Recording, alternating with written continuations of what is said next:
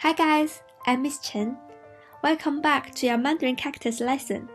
Today is the last class about the error we made when we write characters.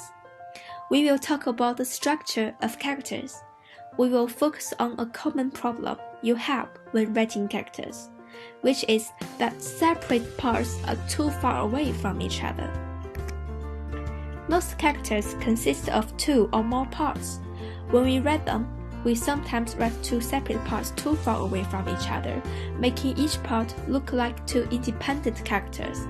For example, the character Peng, which means friend, consists of two Yue characters.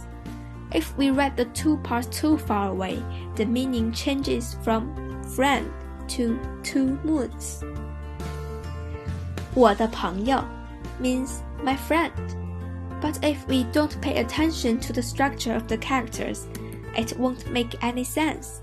So we have to write each character carefully, with the right amount of space.